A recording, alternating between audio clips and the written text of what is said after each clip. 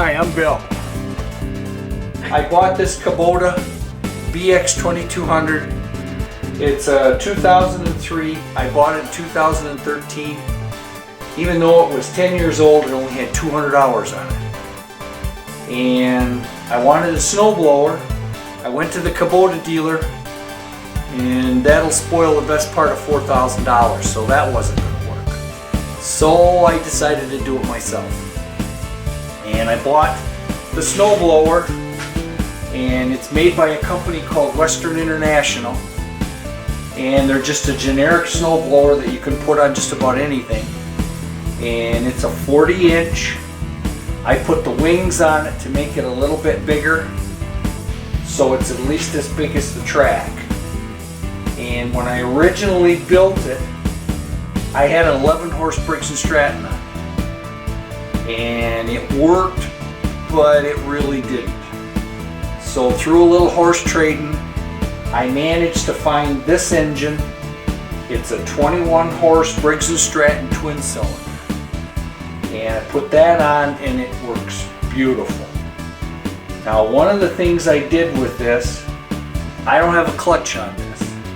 So when you hit the starter, it turns over the whole thing. But the advantage of that is I have controls inside the cab, and I can stop and start it from inside the cab without having to get out and do anything. So far it seemed to work pretty good. Now I put this pipe on there, and that's to ride over top of the gravel. I have a gravel driveway, and that 2-inch pipe seems to work pretty good. Another thing I did with this, the trick a lot of the guys are showing on the YouTube, is putting the rubber paddles on the auger or on the impeller. That works really good. I put 2 of those rubber paddles on there. That worked really good. One of the things I wanted to mention, one of the tricks I found, if you're like me, I've had nothing but trouble with mice. They love getting in these engines. And one of the things, I've tried the mothballs, I've tried the dryer sheets. I just got sick of it. Every year I'd have to pull the air shroud off. Finally, I just found the easiest way to do it is before you store it off season, take the air shroud off. Put it off to the side. They don't have any place to go. You're going to end up taking it off anyway, and for me, that's just seemed to work. One of the things I really recommend, I put the hour meter on. For $10, it's the best investment you can put on to make sure that you're changing your oil at the right time and make these engines last. So that's where the steering column used to go. So I filled the hole in it. One of the things I found out with the BX series Kubotas is with the radiator underneath the dash drawing air in. If you haven't figured out a way to get outside air, it sucks all the cold air in every little crack and crevice.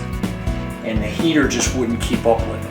So what I did was I made a shroud to go around the grill part under the dash, and on the other side I got an opening that draws air from the outside, and what a difference. It just makes you can actually heat the inside of the cab. What I did was I put an electric motor on the chute rotator and the chute height.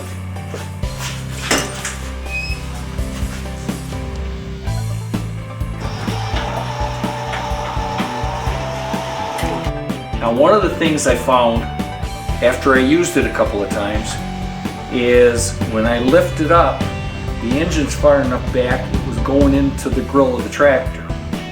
So what I did was I put a limit switch down on the front of the tractor, so when the snowblower goes up, the frame of it trips the limit switch, and there's a red light on the dash, so it tells me that I'm as high as I can be.